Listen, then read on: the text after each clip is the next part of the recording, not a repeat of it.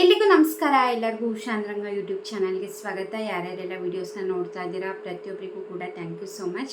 ಯಾರೆಲ್ಲ ಹೊಸಬ್ರು ನನ್ನ ಚಾನಲ್ನ ನೋಡ್ತಾ ಇದ್ದೀರಾ ಅಥವಾ ಚಾನಲ್ನ ಸಬ್ಸ್ಕ್ರೈಬ್ ಮಾಡ್ಕೊಳ್ದಲ್ಲೇ ನೋಡ್ತಾ ಇದ್ದೀರಾ ಅಂತಂದರೆ ಉಷಾಂದ್ರಂಗ ಯೂಟ್ಯೂಬ್ ಚಾನಲ್ನ ಸಬ್ಸ್ಕ್ರೈಬ್ ಮಾಡ್ಕೊಳ್ಳಿ. ಜೊತೆಗೆ ಬೆಲ್ ಐಕನಲ್ಲೂ ಕೂಡ ಆಲ್ ಅಂತ ಸೆಲೆಕ್ಟ್ ಮಾಡ್ಕೊಳ್ಳಿ. ಆವಾಗ ನಿಮಗೆ ನೋಟಿಫಿಕೇಷನ್ಸ್ ಬಂದಿರುತ್ತೆ. ನಿಮ್ಮ ಫ್ರೀ ಟೈಮಲ್ಲಿ ನನ್ನ ಎಲ್ಲ ವೀಡಿಯೋಸ್ನ ನೋಡ್ಬೋದು. ನಿಮಗೆ ನನ್ನ ಚಾನಲಲ್ಲಿ ರಾಜ್ಯ ಸರ್ಕಾರ, ಕೇಂದ್ರ ಸರ್ಕಾರದಿಂದ ಬರುವಂತಹ ಹೊಸ ಅಪ್ಡೇಟ್ಸ್ಗಳಾಗಿರ್ಬೋದು, ಹೊಸ ಯೋಜನೆ ಬಗ್ಗೆ ಮಾಹಿತಿ ಆಗಿರ್ಬೋದು, ಪೋಸ್ಟ್ ಆಫೀಸ್ನ ಸ್ಕೀಮ್ಸ್ಗಳ ಬಗ್ಗೆ ಆಗಿರ್ಬೋದು, ಪ್ರತಿಯೊಂದನ್ನು ಕೂಡ ನಾನು ಅಪ್ಡೇಟ್ ಮಾಡ್ತಿರ್ತೀನಿ.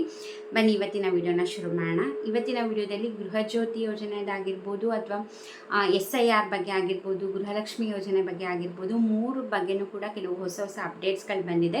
ಇದೆಲ್ಲದ್ರ ಬಗ್ಗೆ ತಿಳಿಸ್ಕೊಡ್ತೀನಿ. ಇದು ಸಣ್ಣದು ಅಪ್ಡೇಟ್ ಆಗಿದ್ರು ಕೂಡ ತುಂಬಾ ಇಂಪಾರ್ಟೆಂಟು. ಸ್ಕಿಪ್ ಮಾಡಬೇಡಿ, ಪೂರ್ತಿಯಾಗಿ ನೋಡಿದ್ರೆ ನಿಮಗೆ ಮೂರದ್ರ ಬಗ್ಗೆನೂ ಕೂಡ ಕ್ಲಾರಿಟಿ ಸಿಗುತ್ತೆ.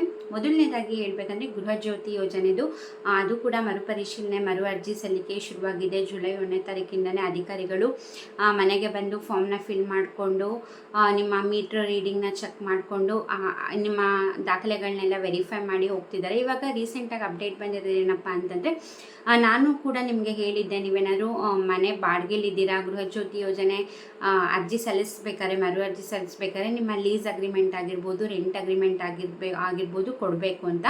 ಬಟ್ ಇವಾಗ ಈ ಒಂದು ಆಪ್ಷನ್ನ ಚೇಂಜ್ ಮಾಡಿದ್ದಾರೆ. ನೀವು ಇದನ್ನು ಕೊಡಲೇಬೇಕು ಅಂತೇನಿಲ್ಲ. ಯಾಕಂದರೆ ಗ್ರಾಮೀಣ ಭಾಗದ ಜನಗಳಿಗೆಲ್ಲ ಈ ರೆಂಟ್ ಅಗ್ರಿಮೆಂಟ್ ಆಗಿರ್ಬೋದು, ಲೀಸ್ ಅಗ್ರಿಮೆಂಟ್ ಎಲ್ಲ ಮಾಡಿಸ್ಕೊಂಡಿರಲ್ಲ. ಸೊ ಹಾಗಾಗಿ ಅಂಥ ಕಡೆ ಕಷ್ಟ ಆಗ್ತಿದೆ ಅಂದ್ಬಿಟ್ಟು ಆಪ್ಷನ್ನ ಚೇಂಜ್ ಮಾಡಿದ್ದಾರೆ. ಅಕಸ್ಮಾತ್ ಏನಾದ್ರು ನೀವು ರೆಂಟಲ್ಲಿ ಇದ್ದೀರಾ ಅಥವಾ ಲೀಸಲ್ಲಿ ಇದ್ದೀರಾ ಅಂತಂದರೆ ಅಗ್ರಿಮೆಂಟ್ ಬೇಕೇ ಬೇಕು ಅಂತ ಏನಿಲ್ಲ. ನೀವು ಎಲ್ಲಿ ಯಾರ ಮನೆಯಲ್ಲಿ ರೆಂಟಿಗಿದ್ದೀರೋ ಆ ಓನರ್ದು, ಮನೆ ಮಾಲೀಕರ ಸಹಿ ಹಾಕ್ಸ್ಕೊಂಡ್ರೆ ಸಾಕು. ಸೈನು ಆ ಓನರ್ದು ನೀವು ಸೈನ್ ಮಾಡಿಸ್ಕೊಂಡಿದ್ದೀರಾ ಅಂತಂದರೆ ಅದನ್ನ ಸಬ್ಮಿಟ್ ಮಾಡ್ಬೋದು. ರೆಂಟ್ ಅಗ್ರಿಮೆಂಟ್ ಆಗಿರ್ಬೋದು ಅಥವಾ ಲೀಸ್ ಅಗ್ರಿಮೆಂಟ್ ಆಗಿರ್ಬೋದು ಕೊಡಲೇಬೇಕು ಅಂತೇನಿಲ್ಲ.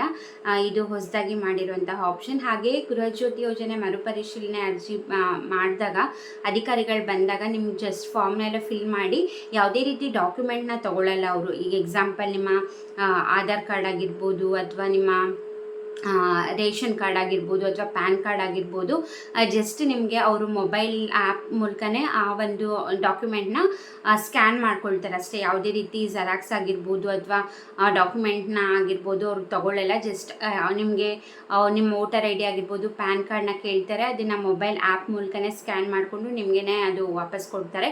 ಅಪ್ಲಿಕೇಶನ್ನಲ್ಲಿ ನೀವು ಪಾಸ್ಪೋರ್ಟ್ ಸೈಜ್ ಫೋಟೋನ ಒಂದು ಸ್ಟಿಕ್ ಮಾಡಿದರೆ ಸಾಕು, ಬೇರೆ ಏನು ಕೂಡ ಡಾಕ್ಯುಮೆಂಟ್ನ ಕೇಳಲ್ಲ. ಇದು ಗೃಹಜ್ಯೋತಿ ಯೋಜನೆ ಬಗ್ಗೆ ಆಯಿತು. ಇನ್ನು SIR ಬಗ್ಗೆ ಹೇಳೋದಾದರೆ SIRಲ್ಲೂ ಕೂಡ ನಿಮಗೆ 1 ತಿಂಗಳು ಟೈಮ್ ಕೊಟ್ಟಿದ್ದಾರೆ. ಇದು ಜುಲೈ ಎಂಡ್ವರೆಗೂ ಕೂಡ ಟೈಮ್ ಇದೆ.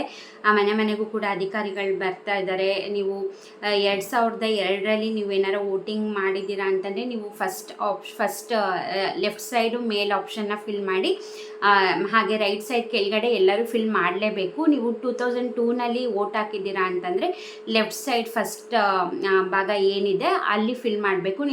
ನೀವು 2002ರಲ್ಲಿ ವೋಟ್ ಮಾಡಿಲ್ಲ ಅಂತಂದರೆ ನಿಮಗೆ ರೈಟ್ ಸೈಡೇ ಎರಡೂ ಕಡೆ ಫಿಲ್ ಮಾಡಬೇಕಾಗತ್ತೆ. ನಿಮ್ಮ ಪೇರೆಂಟ್ಸ್ ಹೆಸರು, ಅಲ್ಲೇನೇನೆಲ್ಲ ಡಾಕ್ಯುಮೆಂಟ್ನ ಆಪ್ಷನ್ನ ಕೊಟ್ಟಿದ್ದಾರೆ ಅದನ್ನೆಲ್ಲ ಫಿಲ್ ಮಾಡಬೇಕಾಗತ್ತೆ. ಸೊ ಅದೊಂದು ಫಿಲ್ ಮಾಡಿ. ಯಾಕಂದರೆ ಇದು ಏನಕ್ಕೆ ಮಾಡ್ತಿರೋದು ಅಂತಂದರೆ, ನೀವು ಕರ್ನಾಟಕದವರೇನಾ ಅಥವಾ ನಿಮ್ಮ ಕ್ಯಾಸ್ಟ್ ಯಾವುದು, ಹಾಗೆ ನೀವು ಇನ್ಕಮ್ ಟ್ಯಾಕ್ಸ್ ಪೇಯರ್ಸಾ ಏನು ಅಂತ ತಿಳ್ಕೊಳೋದಕ್ಕೋಸ್ಕರ ಈ ಒಂದು ಸರ್ವೆನ ಮಾಡ್ತಿರೋದು. ಹಾಗೆ ತುಂಬ ಜನ ಹೆಸರು 2-3 ಕಡೆ ಆ್ಯಡ್ ಆಗಿಬಿಟ್ಟಿರುತ್ತೆ, ಅಥವಾ ತೀರ್ಕೊಂಡವ್ರ ಹೆಸರು ತೆಗ್ಸಿರಲ್ಲ.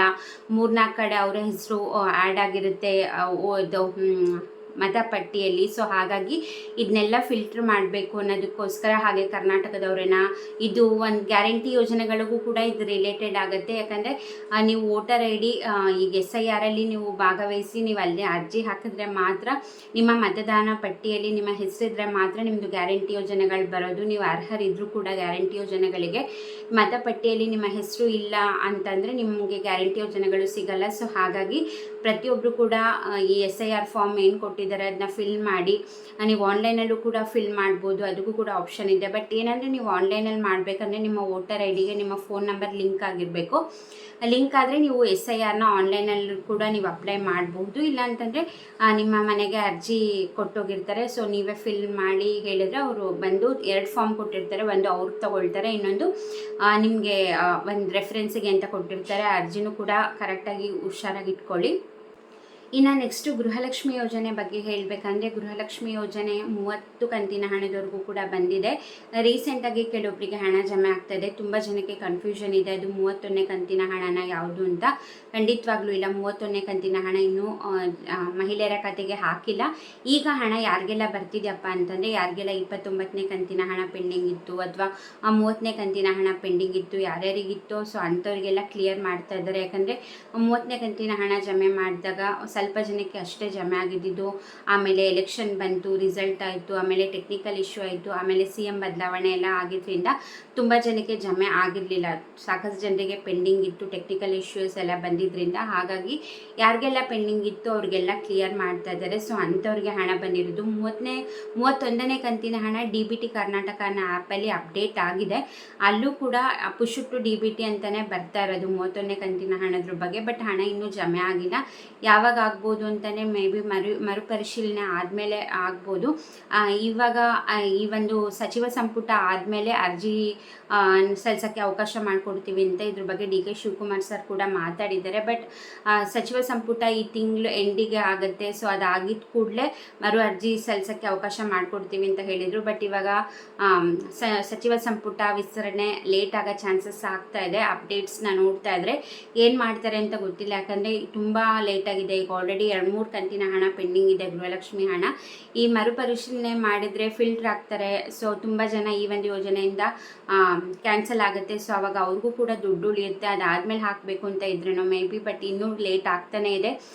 CM ಬದಲಾವಣೆ ಆದಮೇಲೆ ಫಸ್ಟ್ ಅವ್ರು ಹೇಳಿದ್ದೆ ಗೃಹಲಕ್ಷ್ಮಿ ಪರಿಷ್ಕರಣೆ ಅಂದ್ಬಿಟ್ಟು. ಬಟ್ ಇವಾಗ ಗೃಹಜ್ಯೋತಿನೂ ಶುರುವಾಯಿತು, SIR ಕೂಡ ಶುರುವಾಯಿತು. ಇನ್ನು ಗೃಹಲಕ್ಷ್ಮಿ ಯೋಜನೆ ಮರುಪರಿಶೀಲನೆ ಶುರುವೇ ಆಗಿಲ್ಲ. ಇನ್ನು ಈಗ 12 ಕ್ವಶನ್ಸ್ ಅದು ಒಂದು ಅರ್ಜಿನ ಅಂದರೆ ಫೈನಲ್ ಮಾಡಿದ್ದಾರೆ.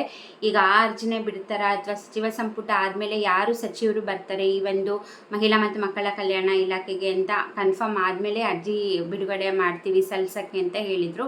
ಬಟ್ ಇದು ಇನ್ನೂ ಲೇಟ್ ಆಗೋ ಚಾನ್ಸಸ್ ಇರುತ್ತೆ ಸಚಿವ ಸಂಪುಟ ವಿಸ್ತರಣೆ ಆಗೋದು. ಸೊ ಹಾಗಾಗಿ ನೋಡೋಣ, ಅದ್ರ ಬಗ್ಗೆ ಅಪ್ಡೇಟ್ ಬಂದ ಕೂಡಲೇ ಖಂಡಿತ ನಾನು ನಿಮಗೆ ವಿಡಿಯೋ ಮಾಡಿ ತಿಳಿಸ್ತೀನಿ. ಒಟ್ಟಿನಲ್ಲಿ ಈಗ ಬರ್ತಾ ಇರೋ ಹಣ 30ನೇ ಕಂತಿನ ಹಣ.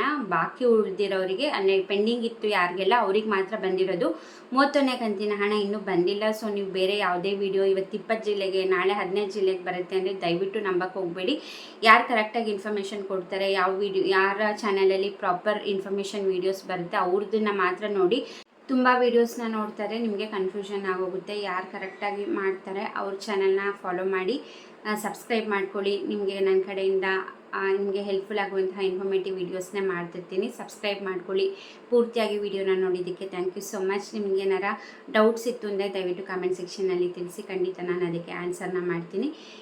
ನನ್ನ ವೀಡಿಯೋಸ್ನ ಹೆಚ್ಚು ಜನಕ್ಕೆ ಶೇರ್ ಮಾಡಿ, ಲೈಕ್ ಮಾಡಿ, ಕಮೆಂಟ್ ಮಾಡಿ. ಆವಾಗ ತುಂಬ ಜನಕ್ಕೆ ನನ್ನ ವೀಡಿಯೋಸ್ ರೀಚ್ ಆಗುತ್ತೆ. ಹಾಗೆ ನನಗೂ ಕೂಡ ಮೋಟಿವೇಶನ್ ಸಿಗುತ್ತೆ. ಇದೇ ರೀತಿ ಹೆಚ್ಚು ವೀಡಿಯೋಸ್ನ ಮಾಡ್ತಾನೆ ಇರ್ತೀನಿ. ಇಷ್ಟೊತ್ತು ವೀಡಿಯೋಸ್ನ ನೋಡ್ತಿದ್ದಕ್ಕೆ ಥ್ಯಾಂಕ್ ಯು ಸೋ ಮಚ್. ನಮಸ್ಕಾರ.